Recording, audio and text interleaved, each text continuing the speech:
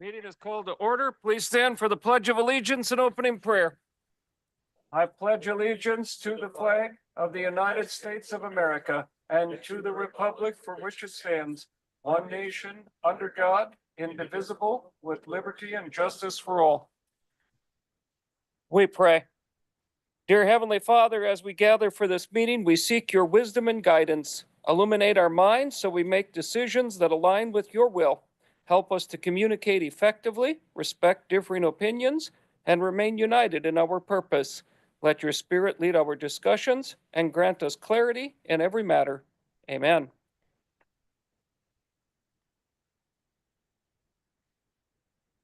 All right. Roll call. Supervisor Agamite asked to be excused. Supervisor Shelton is on Zoom, but obviously excused in that sense. So I think Supervisor Agamite, my understanding is that he's on a beach somewhere. Yeah, well, I guess so. Would look for a motion to approve the agenda once we are there.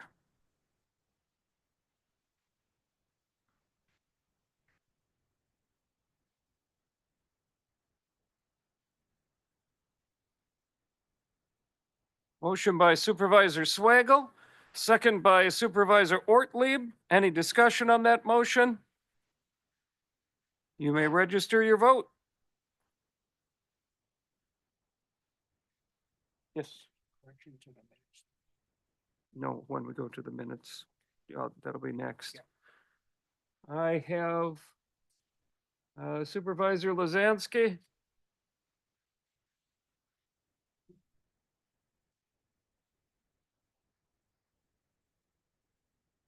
Okay. Here we are. Just wanted to make you get up. 18 yes, none opposed. Motion carries. Would look for a motion to approve the previous minutes. Motion by Supervisor Augustine, second by Supervisor Gillett. Is there any discussion of that motion? Supervisor Poppy? Yes, there's a correction to the minutes. Highway Solid Waste Committee, the February 13th, 2025 minutes. Under updates from traffic safety. Do you have your microphone on? I can try to. Yeah. Okay, there's a change. There was minutes that were not correct here from the Highway Solid Waste Committee. February 13th meeting minutes, under updates from traffic safety. It lists here that Supervisor Doak Baker was attending the meeting. He was not there. So that correction needs to be made. Okay, Thank you. got that correction. Any other discussion of the motion? Very well. You may register your vote.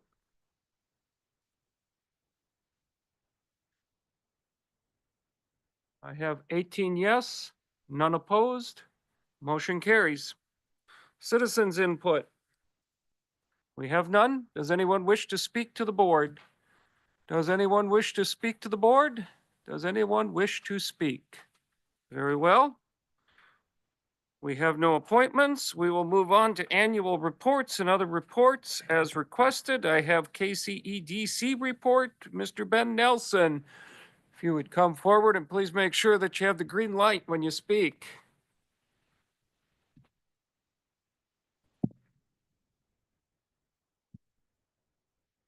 Good evening. Thanks again to the county for their continued support to KCEDC.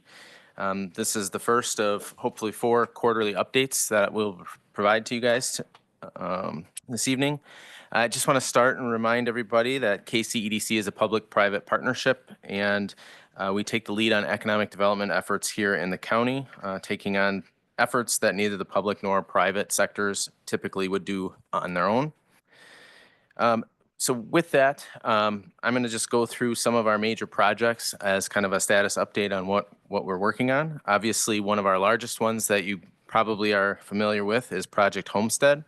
That is a housing development type of project that's going to be used to try and fund future economic development in the county.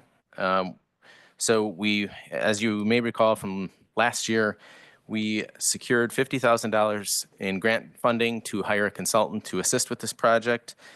So since the last time I was here, we've entered into that contract with the consultant, and they've been working pretty diligently on advancing the project. Since that point in time, we have acquired and are analyzing secondary data currently on our population, age, income, educational attainment in the county, comparing that to other counties, and specifically examining the communities of Algoma, Luxembourg, and Kewaunee. They're gathering additional data currently on our housing market, including age of existing housing stock, median home values, median rents. This is forward from the county's housing study that was completed in the past. So taking a look at how COVID and the overall economic conditions in our country have changed and shift on our housing market. So we'll get more accurate and up-to-date information on that. Also, as part of that effort is our consultant is strategically reaching out to specific stakeholders across our county, seeking their input on housing in general in the county. So I know, at least from this body, that they were reaching out to the chair, the vice chair, and administrator. So far, we have 4 of those interviews completed so far. We expect to have about a dozen of those probably by the end of this month or early next. And then for future updates, we're working on some educational content around our housing data, perceptions about the topics based on some of the information that we collect. And then we also have secured some partnerships with local realtors that are providing access to data on the back end of the MLS system, which we don't normally get access to. So just a reminder, refresher, some of the economic modeling that we did on Project Homestead is once we get to the point where there might be actual development happening, if we develop 50 single-family homes, the modeling projects that will be about $19.25 million in new construction. So that's new on the tax base. 134 jobs would be created, which would create about $7.5 million in wages into our local economy during the construction phase. And after the construction phase, that would produce about $3.88 million in household income added to our economy. So overall, the project would potentially bring $9.8 million direct and $4 million of indirect economic impact to our county. On those 50 homes, where the county would benefit from that, aside from those numbers that I've already said, is it would produce just over $143,000 of annual tax revenue. Some of the other initiatives that we're working on right now, this spring is a busy season for our events. We're currently preparing for our second annual Small Business Expo that's scheduled for April 19th, which is a Saturday at the fairgrounds. So that is an event providing a platform for local small businesses to showcase their products and services and to foster some connections throughout the community. So helping our local citizens understand what small businesses are here. So if they want to support them, they don't have to travel to Green Bay and those types of things. So if you know of any small business owners, certainly send them to our website. The sign up is still going on for vendors for that. It is a free, open to the public event on that Saturday. The other big event that we're working on right now is our Egg Career Days event. This year's event is going to be hosted at Ebert Enterprises. So this is the largest ag career exploration event in the state of Wisconsin. We expect over 900 students will be participating, and it's introducing them to careers in agriculture, as well as trying to retain those young folks to stay here and consider a career in our county.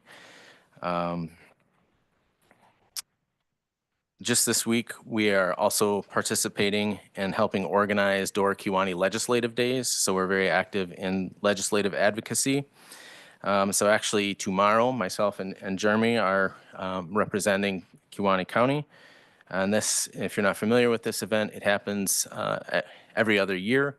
We go down to the state, meet with every legislator that we have on and lobby for issues that are important to our region. This year, we have 6 issues that we're lobbying on. One is increasing the TIF allowance percentages. So most of our communities across the county are currently leveraging TIF in some way, shape, or form. But it is a much-needed vehicle, especially for rural communities, to advance housing development. The second issue is seeking clarity on business tax credits with respect to housing development. So there's not a lot of clear language right now in the business tax credits regarding housing development. So if we are successful in that, we can start using tax incentives to facilitate housing development in the county as well.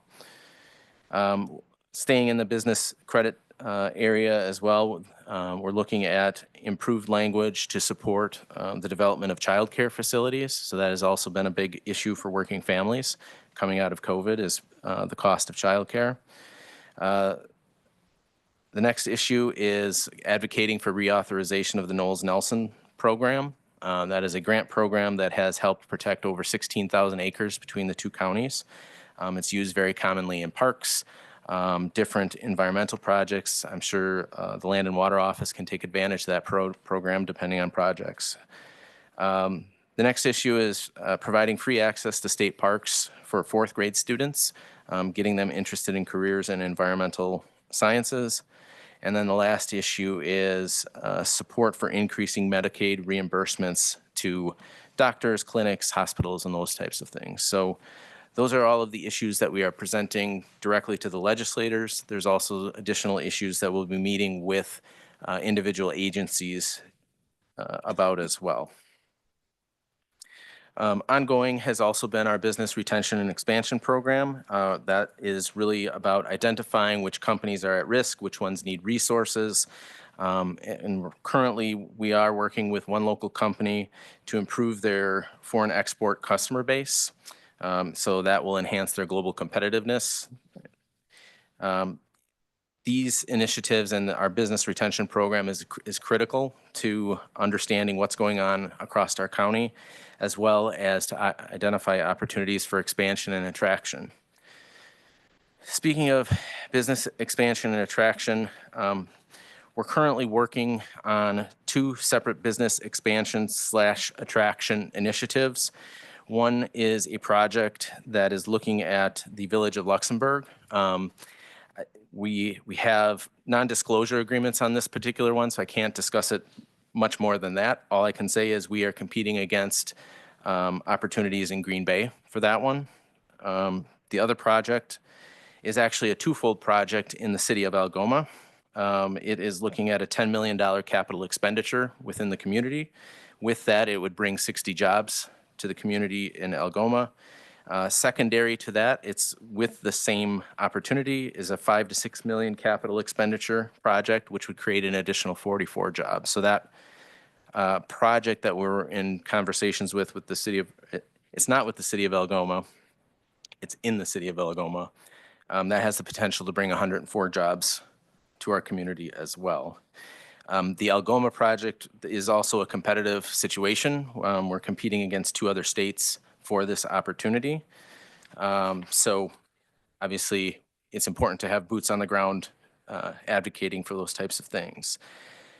So with the Algoma project, since we have some of the dollar figures that go along with it, I ran some of the projections on that. So if just the $10 million capital project goes through, or capital investment, I should say, that will generate 60 new jobs. It'll generate about $200,000 worth of annual property tax, about $150,000 worth of annual income tax. And if you factor in economic multipliers, which is really the multiplier effect on the wages circulating through the county, it has an economic multiplier of about 4.5 million. The $6 million component of that project would produce 44 jobs, $120,000 worth of property tax, 110 in income tax, and that has an economic multiplier of 3.3 million. So the combined impact of that one project that could take place in Algoma would have a $16 million capital investment into our county. It would produce 104 new jobs, annual property tax of $320,000, an income tax of $260,000, so an economic multiplier of 7.8.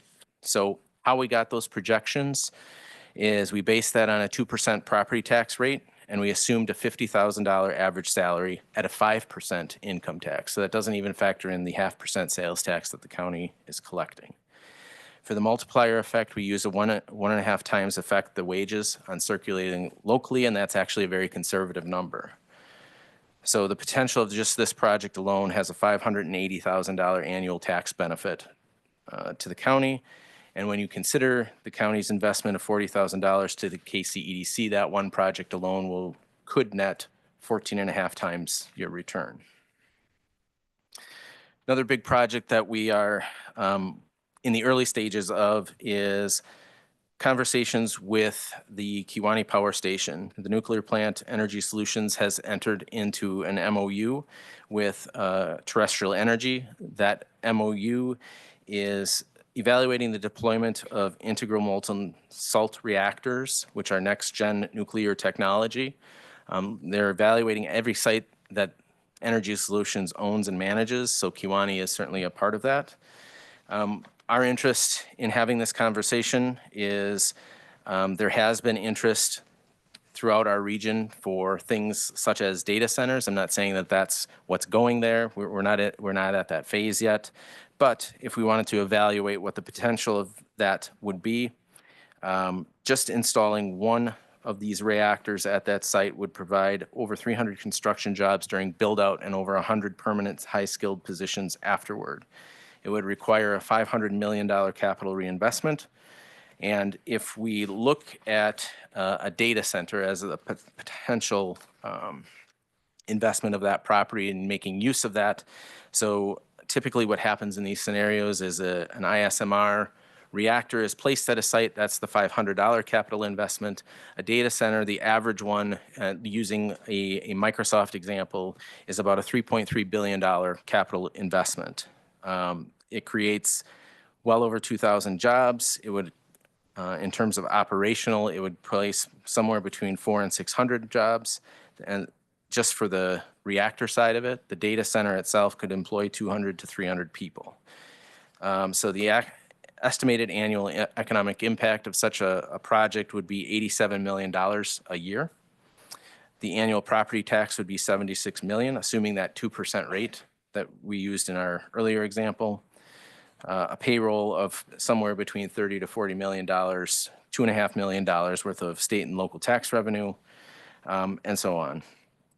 So obviously this scenario represents a significant opportunity for Kewaunee County. It more than replaces the jobs that were lost when the plant was closed. And on your tables, I passed out a graph, or not a graph, but a chart of just looking at these projects that we can confirm that we are involved with, that have numbers behind them and that we can model. So combining the nuclear site, assuming a data center of some sort is what ends there. The project, the two-part project in Algoma, so that's Project A and Project B, and the modeling projections for Project Homestead.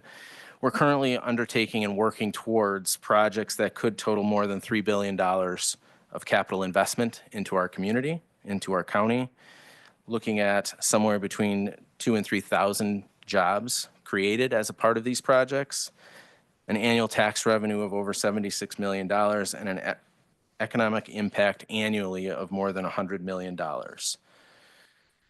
So when you look at those numbers,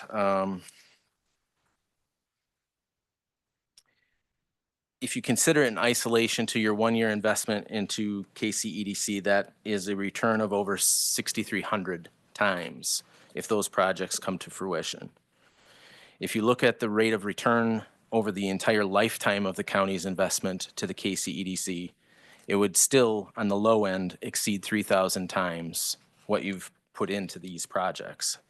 So this underscores the importance of the work that we do, the impact that it can have, and some of these projects take a long time to come to fruition. But that has been a large chunk of what I've been working on since I last saw you in, I believe, October of last year. And with that, I'll take any questions. Supervisor Swaggle, Think I'm on. you're on. Okay, for Project Homestead with housing construction, what type of value are you placing on these houses? Is this somehow working for first-time homeowners that it's hard in present economy to get started to buy a home? Or a young couple with just starting out with children? So what type of value you're kind of putting on the houses, something rough?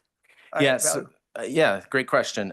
So I don't have the specific number in front of me, but I know that the economic model was crafted using our median income level, and these are designed to be entry-level, single-family homes. So not affordable housing, not low-income housing, but single-family. We don't have the specific dimensions of what that house would look like, but it would be a single-family home with 3 bedrooms was kind of the model that we used. Thank you. Mhm. Could I ask another question?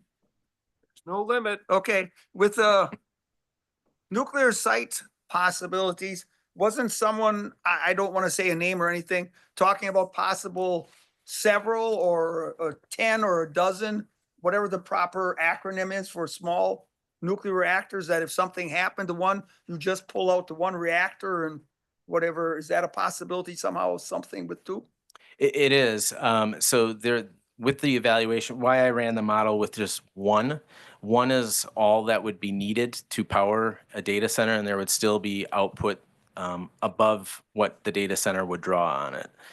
It is possible, and they do have sites, other places around the country where they do have multiple reactors at those facilities. Whether that ends up being in Kewaunee, we don't know yet. One of the regulatory hurdles that they would have to clear is the movement and the storage of the spent fuel rods that exist on the site right now. Thank you. Mhm. But now, okay, did they say whatever nuclear reactors talking in 2025 versus in 1968 or whenever that was done there in the Kewaunee site, with the technology, and of course you got to go through permits, it's going to be a while, they're much, much, much more efficient on using the uranium that's in the fuel rods or pebbles or whatever system, or newer than that even? Yeah, unfortunately, I don't know a lot of the science behind how they operate or what their environmental impact is. I do know that some of the data centers that are currently powered off of that type of technology don't require a significant amount of water for cooling operations, which some of the older systems do. So that would be an advantage in our situation. Obviously, the site is already permitted for water usage on Lake Michigan, but they may not need to use as much. So that would be a win, not only economically for us, but environmentally as well if they didn't need that draw. Thank you. Any other questions? Supervisor Vollenweider. Yeah, Ben, what role is KCEDC doing in facilitating these projects? Sure. So do you have one in particular that you're more interested in, or just? Well, I guess this is, we've heard a little bit about there we go. We've heard a little bit about these projects in the past, and I guess the theme right now seems to be on the nuclear side. So how about that one, for example? Sure. So our role in that is we are facilitating some of that conversation. So we are connecting with leaders at Energy Solutions. We also are working with the state of Wisconsin. We're also working with our regional economic development as well. So part of it is we're the local boots on the ground so that we can pull data, pull references for that. Also just being part of understanding what's happening locally, if they need any kind of zoning or any type of permitting requirements or things like that. So we are more or less a resource to them, also a facilitator. So if we get to the stage where they can confirm for us that, yes, they are going to install one of these reactors, and yes, we want to be talking to Microsoft, Google, whoever, that's then where a lot of our work actually comes into play then at that point is we become the conversation piece between them. So our role in these types of negotiations is really to be almost kind of like Switzerland, where we're the neutral party that has knowledge of the local economy, the local conditions, the local units of government that are involved, and we facilitate bringing that energy solutions and whatever redevelopment entity out there to the table and having those conversations. We're also the liaison then if there's any tax credits or things like that that need to funnel through the state locally as well. Any other questions? Mr. Chair, I have a question. Yes. Ben, could you repeat the name of the company that has the MOU with a nuclear site? Yes, it's terrestrial energy. Thank you. And I will note Energy Solutions has MOUs with other energy companies as well. Just terrestrial energy is the one that would impact Kewaunee County.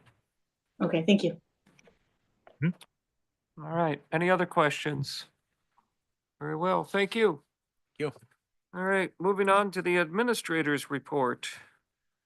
Thank you, ladies and gentlemen of the board. Good evening. So I would just use my report time to give you a couple of updates on some of the bigger picture things happening out of the administrator's office. First, we have successfully updated the county website and the application in order to make our application easier to access for applicants when we're recruiting. And that does seem to, at least early on here, correlate with an increase in applications. So hopefully we've kind of removed some drag from our application process and help us be competitive and offer a good welcome mat to our applicants and future employees. Secondly, I've been working closely, keeping with the theme of nuclear tonight. I've been working closely with emergency management and Tracy to prepare for a FEMA evaluated exercise because we are in the response area for the Point Beach plant that continues to operate. So getting myself up to speed in that process and able to act as the PIO at the Joint Information Center in the event of that exercise or if there was a real event. Thirdly, the employee assistance program is now up and accessible. So for any employees or household members with the mental health needs that need to be addressed, rather swiftly, as opposed to waiting for a healthcare organization to find a spot and waiting lists and things like that. We do now have that available for employees and their households, and that is fully available and accessible, and we're actually training with department heads. We'll be meeting with representatives of the company next week to learn more about the program and how to access it. Finally, thanks to Ben for the summary of the Door Kewaunee legislative days. Appreciate that, Ben.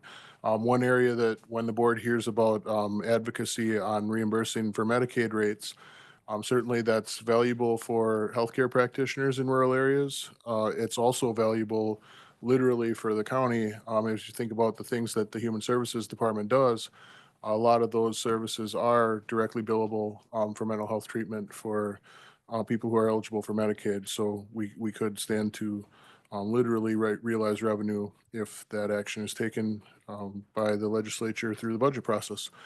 And finally, I would want to highlight, I'm early on this, but I want to get the message out there and make sure people are aware. Marty couldn't be with us tonight, but asked me to bring forward for awareness that April 21st through the 25th will be designated as Work Zone Awareness Week. And what we want to do just is highlight some of the value and some of the risks that our highway department staff take on, as well as recognize our law enforcement folks for patrolling and helping to keep roads safe. And to highlight, I mean, you think about workplace safety and the safety of work zones when you're on the highway. In Wisconsin, there's been over 2,000 work zone crashes each of the last 3 years. And for the 5 most recent years of data, there has been over 2,000 crashes each year in work zones, resulting in 66 fatalities statewide. In Kewaunee County, we've had 13 work zone accidents in the most recent 5 years of data, and 3 of those were serious. So we do recognize both the risks that some of our county team members take on, recognize their bravery, but also ask that everyone be aware, drive carefully, safely, and pay a lot of attention when the roads are signed and not fully operational. It's much more dangerous. Everyone needs to take extra caution and make sure that everyone's safe. That would conclude my report. I'm certainly available for any questions should the board have any. Any questions for the administrator? All right, very well. We will move on to committee reports. Do you have any questions on any of the committee reports that you have reviewed? Supervisor Swagel? Thank you. For the safety committee with ICE and illegal aliens and possible, okay, I'll say it, Sheriff Joski had in the newspaper about some driver's license for them. What do we feel as a county board about how to handle illegal aliens or ICE, or can anyone answer that? Well, that would be public safety and justice, I guess, but the question, I mean, I don't really know how the county board feels per se, but it would be a question. I'm not sure what is your question specifically? Driver's licenses can't be granted. The state fortunately does not allow that at this time, even though I believe there are those that are in favor of it in the state. But as far as contacting ICE on inmates, I don't know. Does public safety have knowledge of that? No. Okay. So we don't know what the procedure is. Sheriff, what is the procedure when we have illegal aliens in our custody? Thank you. That one. Good evening. Yeah, this has been an issue, of course, that's kind of come to the forefront in the last few months. A lot of what we're doing in regards to immigration hasn't changed in decades.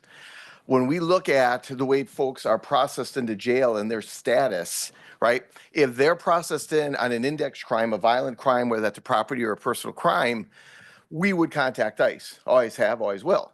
It's up to ICE to determine immigration and customs enforcement whether or not they want to take note of them, place a detainer on them, or if they just say, you know what, thanks for the info, process them as you would any other day.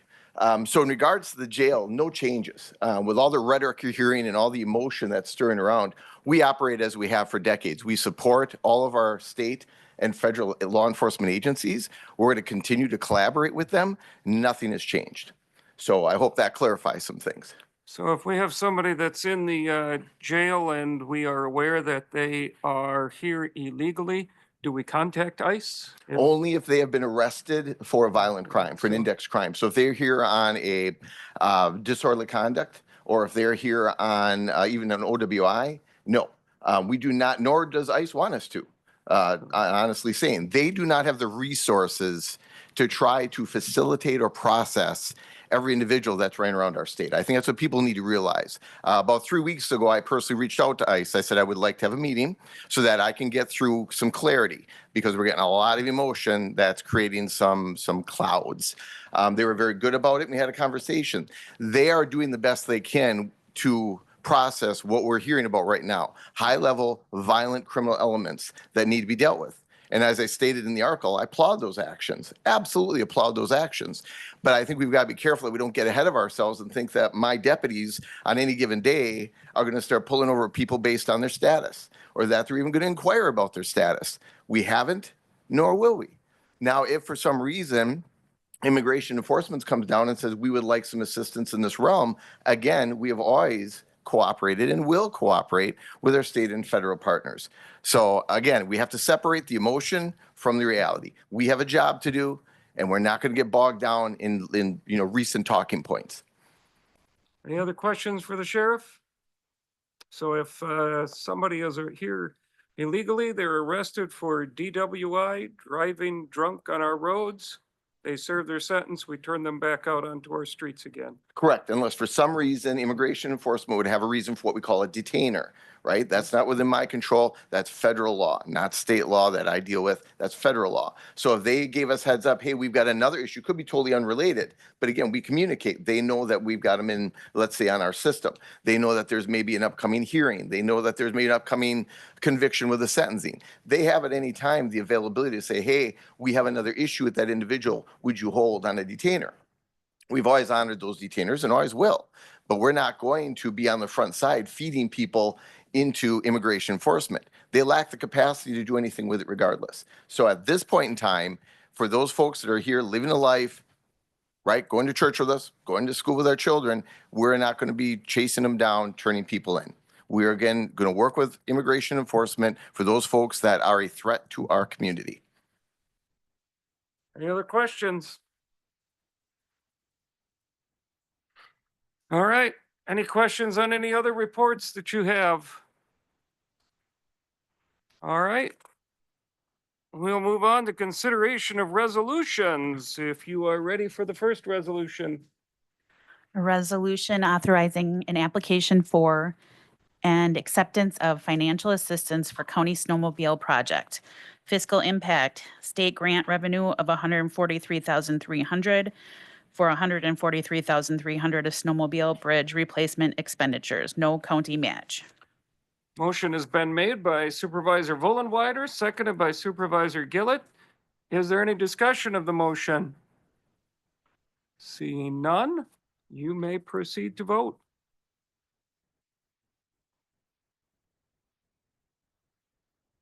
Supervisor Lazansky.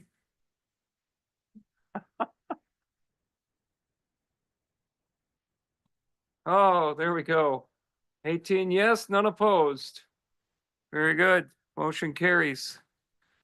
Whenever you are prepared for the next resolution. A resolution authorizing an application for and acceptance of financial assistance for 2025-2026 county snowmobile and ATV maintenance grant. Fiscal impact, state grant revenue of $61,000 for $61,000 of expenditures, no county match. State grant revenue of $11,500 for $23,000 of expenditures, county required 50% match. Motion has been made by Supervisor Vollenweider, second by Supervisor Gillett. Is there any discussion of that motion? Seeing none, you may proceed to vote. And Supervisor Lazansky.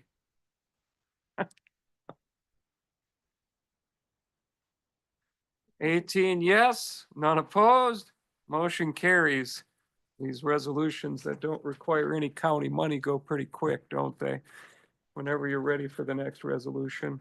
A resolution accepting the $54,000 award of a Department of Children and Families Youth Justice Innovation Grant and the $24,096 award of a Department of Justice statewide crisis intervention program. Fiscal impact, increase grant revenue by $78,096 and expenditures by $78,096.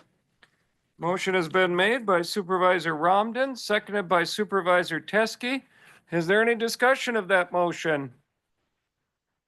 See none, you may register your vote. 18 yes, none opposed. Motion carries. Oh, we're even getting Supervisor Swaggle on these. These are really easy ones. Whenever you're ready for the next resolution. Purchase of highway equipment, the purchase of portable single bin recycle system. Fiscal impact, purchase $154,500 of equipment with funds from the Highway Enterprise Fund. Do I have a motion? Motion made by Supervisor Poppy, seconded by Supervisor Romden. Is there any discussion of that motion? Supervisor Swaggle. Could you explain or have the chairman of the committee explain what this machine is going to do for the rest of the board to Absolutely. understand what it is? Supervisor Poppy has come Thank you, prepared with a full presentation. This machine basically is going to set us up for running recycled hot mix. We cannot do that right now. So this machine will basically take millings or material that's from an old road And we can inject this into the hot mix burner at a certain point and mix it with regular material. And so we're going to be, we're trying to become more competitive on hot mix.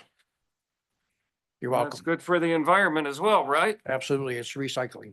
All right. Supervisor Brown. Has there been any studies on recycling that? Because I mean, I've heard stuff from, I mean, other people that haul hot mix and do Sure. that it's not as good a quality. I mean, has that been looked into thoroughly, or are we gonna bite ourselves in the butt and start mixing this stuff in and then produce roads that are gonna fail 10 years sooner than what they should? I believe every company around is using recycled material. Now, I think Northeast is almost 100% recycled. We used a old school that was recycled and made into a parking lot 10 years ago and still looks great. So if that's any help, Supervisor Lazansky. So I'm just wondering, what is the lifespan expected on this used machine? And then for frame of reference, what is the cost of like a brand new one? I'll start with the cost of a brand new one. It was in your packet, I believe. It was $450 some thousand for a new one. We had another one, I believe it was around 300,000. And this one came in at 124, and there's 30,000 for setup. So it has to be set into our program through computers because it's like baking a cake. You got to put the right mix in it. I don't know if that, and the return on it, I'm honestly can't give you that answer right now.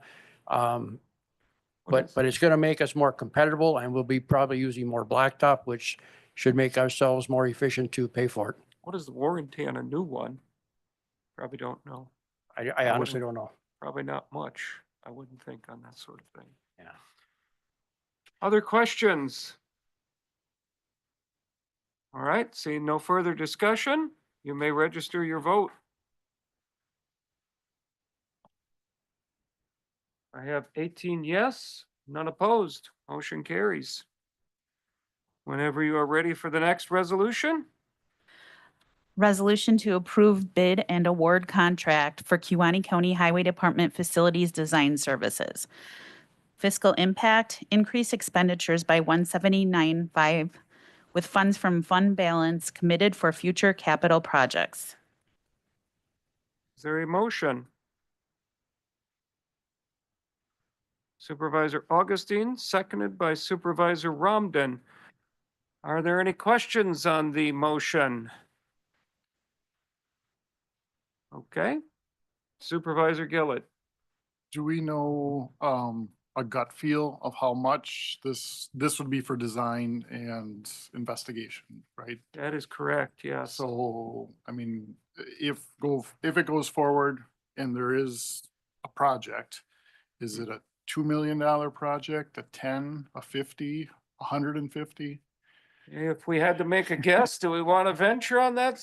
Go ahead, Jeremy. I'll do my best with that one, Supervisor.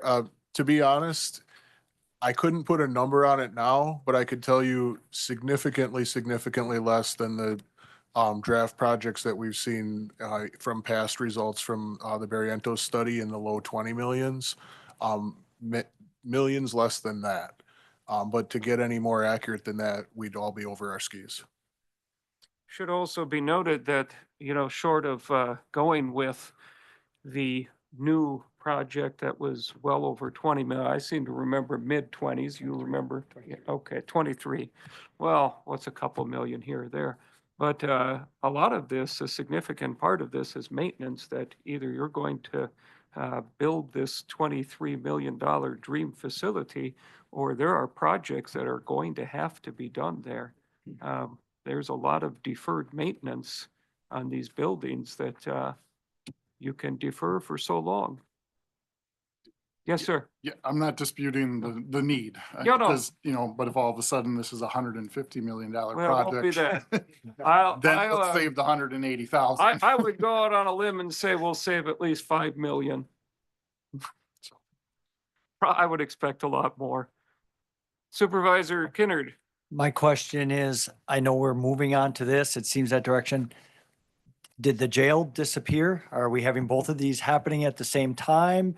I mean, that's a lot of money. So we Sure. started going down one road and then we're not going there. Now we're going down a different road for a different project. So a little clarification if possible. Sure. You want to offer anything on that, Mr. Kroll, or, I can speak to it a bit. I would also just add to my other point that a lot of the cost savings comes from the analysis from new Highway Commissioner Tremmel in basically shaving the square footage needed in order to be effective up by about half from the previous study. So that's why we are very confident that it's going to cost less, is because it's a smaller, redesigned, more efficient project. As far as how this project would interplay with the jail, is a really valid question, and it's something that ought to be on the board's mind because, frankly, they would likely overlap with each other. They likely overlap with each other in virtually every scenario at this point, unless the board takes action and we can come up with some creative way to extend the life of one or the other by the length of time that the bond would be issued. So it's a significant financial question. The actual financing of the highway project, should it be built, is not yet decided, and it's a thing for the board to consider as we go forward. But yes, very valid question, and one that I certainly couldn't posit an answer for other than to validate the awareness. Supervisor Poppy, did you have anything you look like you were going to add to that? I guess basically, the plan for the highway shop, there's actually four different areas that we're trying to cover. We're trying to take care of all the satellite shops that need repairs, that should have been repaired, roofs, whatever. We have bricks falling out, we have windows falling out of the buildings. This is happening. So, I mean, it's not just the highway shop. It's doing our maintenance that should have been done 25 years ago.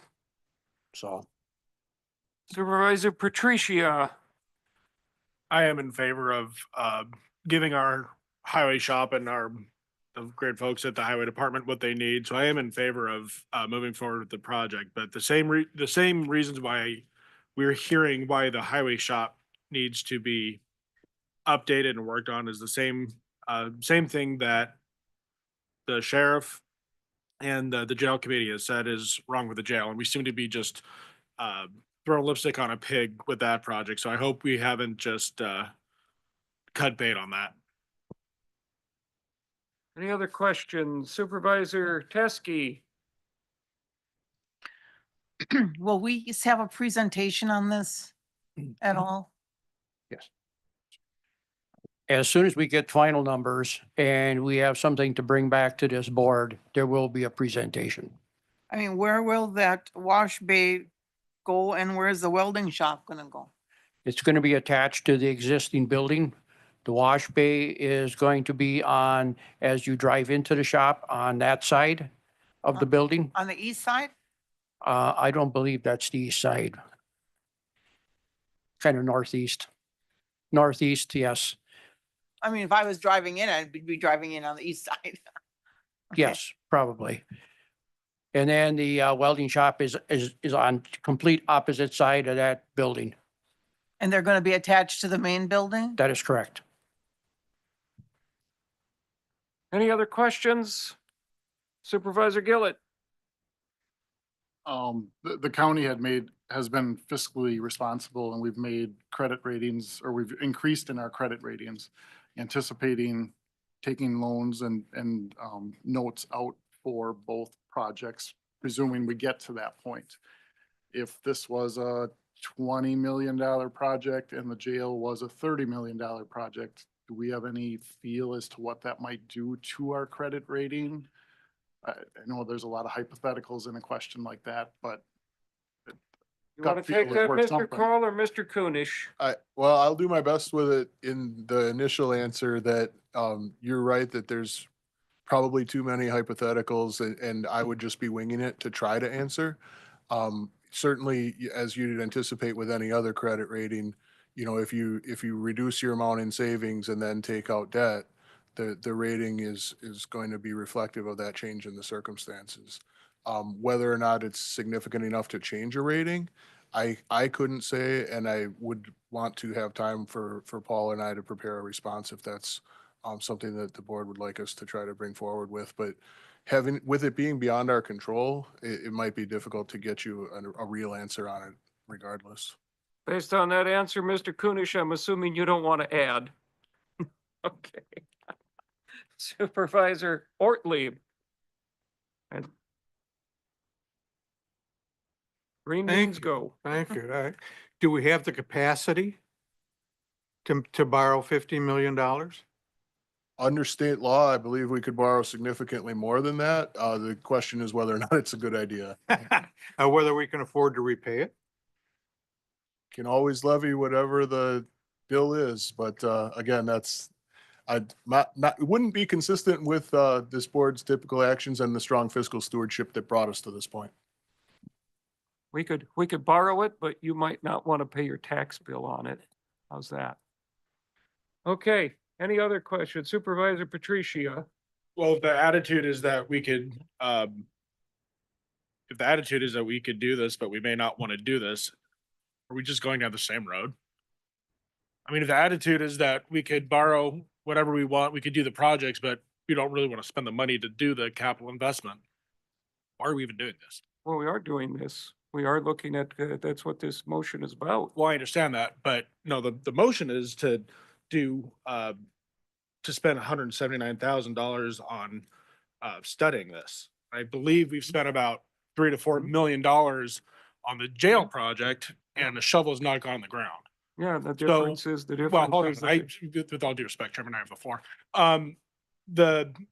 My concern is that and like I said before, I am completely in favor of doing a highway shop and doing it right. I think they deserve, the best that they can get. But if we're already talking about, we don't want to, levy taxes, we're going to be worrying about borrowing money. And I'm not saying spend willy-nilly, but we're going to have to spend money if we're going to do these capital expenditures. And so my fear is that we're just going to go spend another $180,000 or more. And 10 years from now, we're going to have $2 or $3 million in study and contracts and broken contracts, and not have a new jail, not have a new highway shop. So if we're going to do this, let's do this and decide we're going to, swallow the hard pill that might come with the bill and do it right, and not forego the jail project. Supervisor Baker, did you have your hand up? I did. I wanted to ask whether Commissioner Tremmel could do this same presentation with the same pictures he did when I visited the shop just recently, because I don't think, maybe I'm wrong there, but I don't recall seeing that or him presenting that. Not here. Yeah, I think that would put a dimension It's a on great what's going on there. slideshow.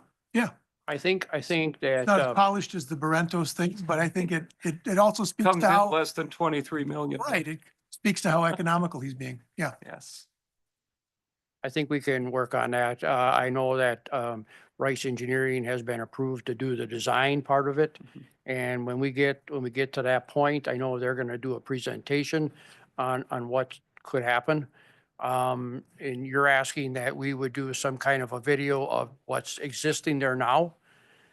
Well, the presentation that Marty Tremmel made at for the highway department or for the subcommittee. Okay. Could we get him to do that? I mean, I guess we could get I him don't to see do why that not. next month, right? Yeah.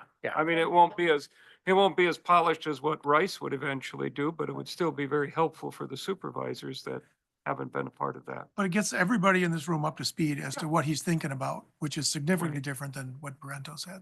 Yeah, absolutely. Okay. Mhm. I will work on that. All right, next month, hopefully. All right, very good. Any other questions? All right, seeing none, you may register your vote.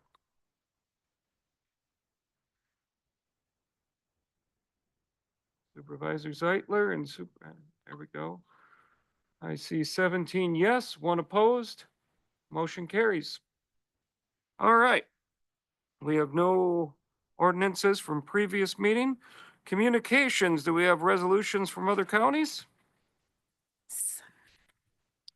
From Winnebago County, a resolution requesting that the state of Wisconsin in its 2025-2027 state biennial budget provide state funding to cover the full non-federal share of medical assistance, CSP, and crisis services.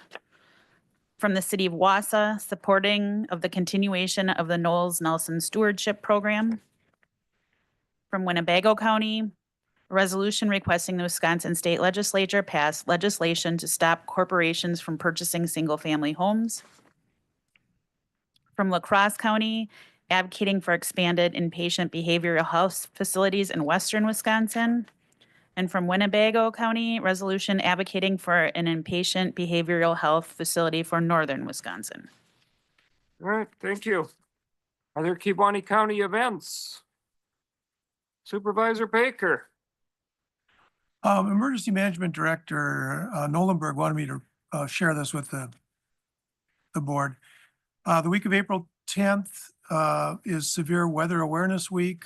There will be a statewide tornado drill on April 10th at 1:45 and 1:45 p.m. and 6:45 p.m. And if severe weather is expected in the state of Wisconsin, the drill will be postponed to the 11th. All right, thank you. Any other Kewaunee County events? All right, slow month in Kewaunee County, huh? All right, moving on. We have the dates, meeting dates set for the April 8th meeting and for the May meeting. June 17th is proposed for the June meeting. Do you want that motion? Voice motion of somebody, Supervisor Romden, second by Supervisor Patricia. All in favor of the motion signify by saying aye. Opposed? Motion carries. We'll look for a motion for adjournment. Supervisor Vollenweider, second by Supervisor Baker. All in favor of the motion signify by saying aye. Opposed? Motion carries. We're adjourned.